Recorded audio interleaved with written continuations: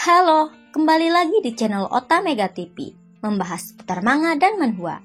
Kali ini Mimin akan membahas manhwa yang berjudul Master Kekuatan Spiritual. Jangan lupa like dan tekan tombol subscribe-nya. Kita lanjut ke alur ceritanya. Part 11. Su yang kebingungan dengan kakak perempuannya ada dua. Lalu Su pun bertanya dan akan menghampiri kakak perempuannya. Tapi wanita yang datang dengannya menghentikan Su dan berkata, wanita itu bukan kakaknya, dan takutnya orang itu prajurit tingkat tinggi yang ahli dalam penyamaran. Wanita yang bersama Kang Qin dengan tatapan tajam berkata, bisa-bisanya menyalahkan orang lain. Kau yang palsu dan aku yang asli. Jelas aku kesini mencari Kang Qin karena masalah perjamuan militer yang kemarin. Memang tak sulit mengetahui tentang perjamuan militer. Terlebih lagi kau prajurit yang ahli dalam penyamaran dan bisa menyamar menjadi siapapun dalam hitungan menit. Sepertinya di dunia ini tak ada seorang pun yang tak bisa kau samarkan, balas wanita itu. Kang Qin yang mendengar itu bergumam.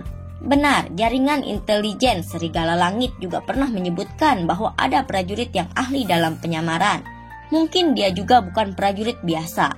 Aku pun belum tahu tujuan dia yang sebenarnya. Sekarang bukan situasi yang bagus untuk bertindak secara tiba-tiba. Kemudian Su menunjuk dan menanyakan wanita yang bersama Kang Qin apakah dia kakaknya. Lalu kedua wanita itu saling meyakinkan Su bahwa mereka kakak yang sebenarnya. Su pun dibuat pusing oleh mereka berdua.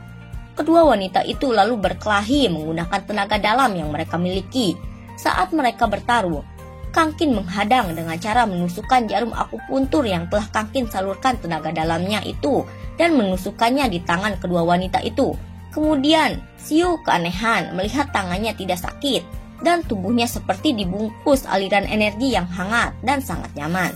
Sementara itu, Kang Qin yang menangkap tangan Nona Siu palsu dan berkata, jika bukan karena perindian Nona Siu yang terluka di perjamuan militer, sepertinya aku juga tidak akan bisa membedakan mana yang asli dan palsu hanya dengan luka Nona Siu yang tidak bisa ditiru oleh siapapun. Wanita itu tersenyum dan membalas, awalnya aku hanya ingin kau meninggalkan Sanjing, tapi tak disangka kau menyadari hal kecil ini. Anggap saja kau beruntung. Lalu wanita itu membalikan jarum yang ditusukkannya ke Kang Qin. Kang Qin yang mengetahui itu menghindar sehingga tidak mengenainya. Wanita itu melarikan diri dengan kekuatannya. Ia terbang ke atas udara dan pergi menghilang. Kang Qin yang melihat itu tak menyangka wanita itu bisa kabur dalam waktu sesingkat itu. Kang Qin pun berpikir, ia harus meningkatkan kekuatannya sendiri jika ia ingin menyelidiki lebih lanjut informasi di Sanjing. Su Xiu juga mengatakan kekuatan seperti itu hanyalah geng dari prajurit tingkat tinggi yang sia. Dan apa mungkin mereka dari keluarga Qin. Dan kami pasti akan menyelidiki masalah ini sampai akhir. Setelah itu Kang Qin menanyakan, bagaimana Su dan Su Xiu tahu Kang Qin ada di bar itu? Dan apa ada masalah? Su pun mengatakan bahwa kakak besar Qiang memberitahunya, kau punya urusan mendesak, kami juga tidak bisa menghubungimu, jadi kami ke bar ini untuk melihat. Karena sudah larut malam, Su Xiu menyuruh mereka ke tempat kakak besar Qiang besok pagi saja. Beberapa saat kemudian, wanita yang mengawasi Kang Qin dari kejauhan dan tak menyangka Kang Qin sangat teliti dan bisa mengetahui hanya dengan cara mengandalkan kekuatan spiritual dan juga telah mencapai prajurit tingkat 7. Karena orang itu tidak bersedia meninggalkan Sanjing, maka aku yang akan membuatnya meninggalkan Sanjing. Di pagi harinya di departemen grup Su, Kang Qiang menanyakan apa ada hasil dari pencarian yang Kang Qin lakukan kemarin. Kang Qin pun mengatakan bahwa ada beberapa petunjuk tapi memerlukan waktu untuk mengetahuinya. Kemudian Kang Qin menanyakan, ada urusan apa Kang Qiang mencarinya? Kang Qiang meminta Kang Qin untuk melihat tubuhnya apakah ada yang berbeda. Kang Qin yang melihat itu mengatakan, Kang Qiang begadang semalaman. Kang Qiang yang mendengar itu meminta Kang Qin untuk melihatnya dengan lebih teliti. Su yang melihat kakaknya itu keheranan dan tak menyangka bisa begitu akrab dengan Kang Qin. Kang Qin yang melihat dengan teliti keadaan dalam tubuh Kang Qiang. Kang Qin merasa yang dimaksud Kang Qiang itu efek samping sesudah memakan pil kisul yang Kang Qin pernah berikan. Saat melihat keadaan tubuh Kang Qiang menunjuk ke wajahnya dan memberitahu Kang Qin bekas luka yang di wajahnya itu sembuh dalam semalam. Kang Kin yang mendengar itu hal yang bagus dan bertanya, lalu apa yang Kak Kiang khawatirkan? Kak Kiang menyuruh Kang Kin untuk melihat obat luka di tempat itu. Yang awalnya obat itu sudah masuk pasar tapi dikembalikan oleh mitra bisnis. Alasannya karena telah beredar obat baru belakangan ini di Sangjing. Dan efek samping obat itu pun sangat bagus.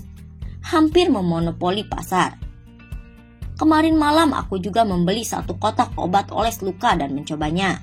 Setelah itu, Kak Kiang mengeluarkan kotak obat itu dan meminta Kang Kin untuk meneliti komposisi obat itu agar bisa meningkatkan kualitas produk departemen grup Su, dan jika Kang Kin bisa menelitinya, kelak Kang Kin bisa menggunakan bahan obat yang ada di tempat itu sesuka hati Kang Kin. Kak Kiang pun menyuruh Kang Kin menyebutkan berapa pembayarannya. Kang Kin yang mendengar itu senang, dan bahan obat yang di tempat itu bahan obat yang berharga. Bahan obat itu juga memiliki energi spiritual yang kuat, yang bisa membantu kultivitas Kang Kin. Saat Kang Kin meneliti obat itu, Kang Kin mencium aroma resep obat yang dituliskan olehnya. Kemudian Kang Kin memberitahu Kak Kiang bahwa obat itu Kang Kin yang menuliskan resep obatnya, yang Kang Kin berikan kepada istrinya sebelum Kang Kin datang ke Sangjing. Dan jika tidak salah tebak, produk ini dikembangkan oleh perusahaan istriku. Kak Kiang yang mendengar itu, ada benarnya juga karena Kang Kin bisa membuat obat yang bermutu tinggi seperti pil kisul itu. Dan obat oles itu sudah pasti kau juga yang meresepkannya. Su dan Su Siu terkejut dan tak menyangka Kang Kin sangat muda sudah menikah. Kang Kin mengatakan, ia dan istrinya sudah saling kenal sejak kuliah dan menikah setelah lulus kuliah. Ia juga menantu yang tinggal bersama dengan keluarga mertuanya. Kak Kiang yang mendengar itu tersedak dan tak menyangka Kang Kin yang punya kemampuan yang seperti itu bisa tinggal serumah dengan keluarga mertuanya. Kak Kiang yang mengetahui Kang Kin meracik obat salep itu meminta permintaan yang agak kelewat batas. Dan karena keluarga Su memiliki tanggung jawab atas produksi persediaan obat-obatan militer, tapi efek obatnya tak sebagus obat tradisional di pasar. Kak Kiang mengundang Kang Kin untuk menjadi konsultan obat khusus militer. Dan jika Kang Kin punya persyaratan, maka silahkan sebutkan. Kak Kiang juga menawarkan jika nanti istri Kang Kin ingin mengedepankan produk perawatan kulit di Sangjing, keluarga Su akan berusaha keras membantu dan menjanjikan 3 kondisi yang tidak melanggar hukum moral. Kang Kin yang mendengar itu berpikir, jika Kang Kin ingin meningkatkan kultivasinya, maka Kang Kin harus tinggal di Sangjing dengan waktu yang tidak sedikit. Dan mengenai ambisius Mbak Yin, mungkin dia akan setuju jika memintanya ke Sangjing untuk berkembang. Kak Kiang yang melihat Kang Kin sedang memikirkan tawarannya bergumam, seorang prajurit dengan kemampuan yang tidak bisa ditebak dan paham dengan keterampilan medis yang luar biasa. Menghadapi orang seperti dia yang bisa dilakukan keluarga Su hanyalah berusaha keras menariknya masuk. Dan jika bermusuhan dengannya, takutnya terjadi hal yang tak diinginkan. Kemudian Kang Kin mengatakan akan mengikuti rencana Kak Kiang saja, karena Kak Kiang pun tidak keberatan. Kak Kiang yang mendengar itu sangat lega. Keesokan harinya di Villa Jiangjun, Kang Kin yang sedang sarapan pagi, tiba-tiba ponsel Kang Kin berbunyi. Jun yang baru saja bangun dan keluar dari kamarnya. Jun menyapa Kang Kin. Kang Kin pun menoleh ke Jun dan menyapa balik. Kang Kin yang melihat Jun hanya memakai celana dalam. Kang Kin tersenyum. Jun pun baru sadar ia hanya memakai celana dalam saja. Jun juga mengatakan, efek samping pil kisul itu sungguh luar biasa membuat Jun sangat panas. Kemudian Kang Kin memeriksa kondisi tubuh Jun untuk mengetahui apa sudah waktunya tubuh Jun bisa menerima beberapa rahasia buku seni bela diri yang Kang Kin akan berikan. Jun sangat senang mendengar latihan yang selama ini ia lakukan membawakan hasil. Kemudian Kang Kin menyuruh Jun untuk memilih 1 buku yang Kang Kin perlihatkan. Jun pun memilih 1 dan Kang Kin menyuruh Jun untuk terus berlatih. Jun yang melihat buku seni bela diri itu mencoba berlatih. Beberapa saat kemudian, terdengar ketukan pintu dari keluar. Saat Kang Kin membuka pintu, ternyata orang itu Peng. Lalu Kang Kin menanyakan kenapa Peng bisa ke sini. Peng pun mengatakan, kenapa Tuan Kang tidak menyambutnya untuk ikut dengannya pergi menjemput rekan seperjuangannya. Kang Kin yang merasa ada hal yang aneh pada Peng. Setelah itu Peng meminta Kang Kin masuk ke mobil. Beberapa jam saat dalam perjalanan, Kang Kin yang merasa jalan itu bukan jalan arah ke bandara. Karena jalan tempat itu seperti daerah pegunungan, Kang Kin pun berkata, "Ini sepertinya bukan jalan menuju bandara.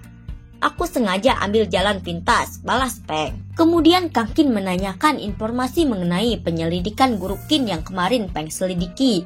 Peng pun mengatakan masih belum ada petunjuk mengenai Guru Qin. Dia menyembunyikan informasinya dengan sangat dalam.